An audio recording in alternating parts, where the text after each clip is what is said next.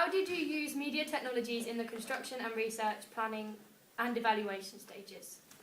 Technology has advanced massively over the past decade, especially digital, and it has had a huge impact on society and things such as making a movie, and that would have seemed impossible a few decades or centuries ago. It is also growing and expanding, and technology now plays a massive role in people's lives.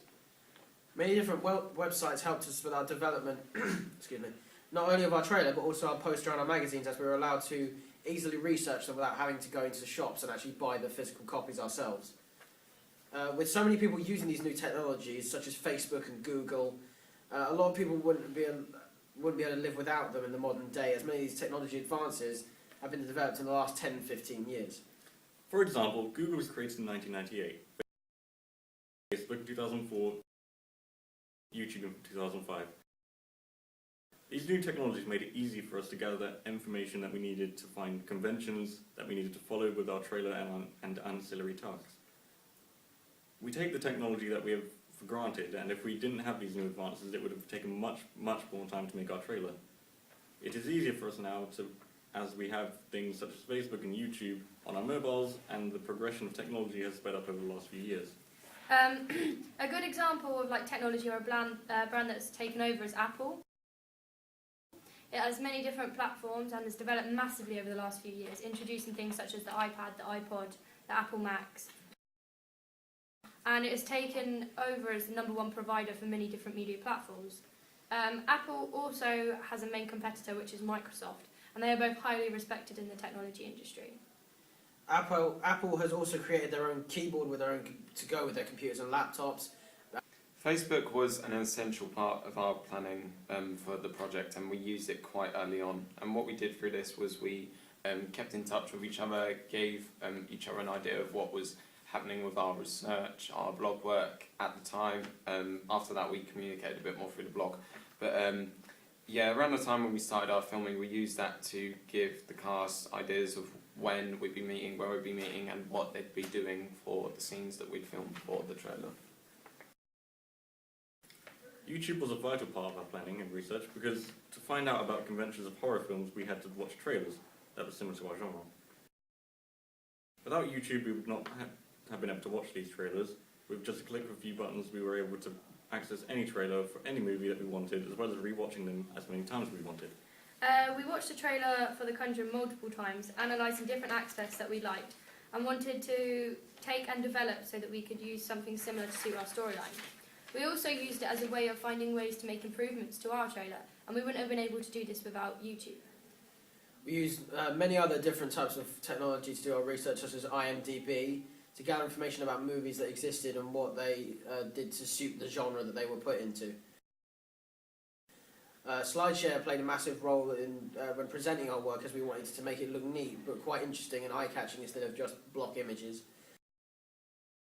It also made it easier for us to upload these presentations onto our blog. WordPress, which was created in 2003, was another key feature for us, and it took us a while to understand how to use it.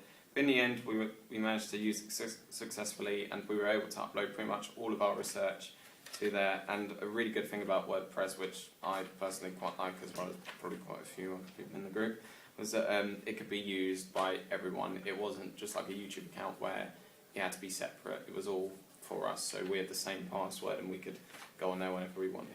Collaboration at its easiest point. Yeah. It enabled us to upload all stages of our creation, of our trailer, from the research to the planning to the trailer itself.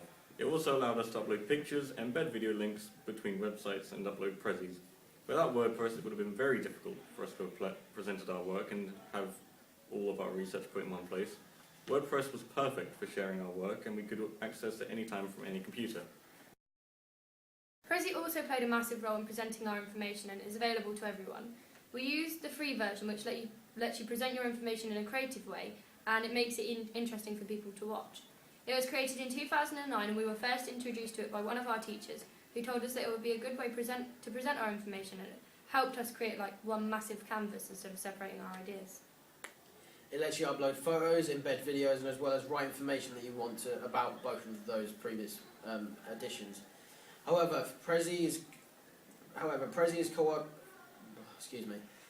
However, Prezi is cooperative, and it has some features that are only available to members that pay a certain amount each month. This means that we're only allowed to upload a certain amount of pictures and videos into Prezi before we have to pay for the actual subscription, as it's only a free service when we use it. This is because more prominent with this idea of Prezi is becoming more prominent with industries and sort of bigger companies, as the dullness and sort of boring nature of PowerPoint presentations from Microsoft has sort of died out, and Prezi has taken that new stage. To actually do our filming, we had to become quite familiar with not only the Canon DSLR cameras that we were using, but also the programs on the Apple iMacs that we used at school, such as iMedia and Premiere Pro. Even though we all had experience behind the camera, we went over how to work at reading the instruction manual over to make sure that we knew exactly what we were doing just before we made the actual trailer.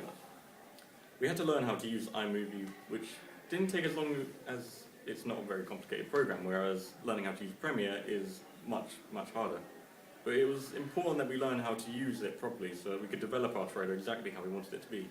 We also had to use USB sticks to transfer files all from one Mac to another, as they enabled us to save it all in one place so that we always knew where it was. When it came to creating the poster and the magazine, we used the Canon DSLR camera again to take the images for them so that we could get the high quality photos. The main program we used to edit these photos was Photoshop. And luckily we had learned how to use the Photoshop the year before when we created magazines and stuff for our AS level media. We went through many difficulties when it came to uploading the work and editing it, when it came to error codes telling us, unable to upload, try again, sorry, wrong.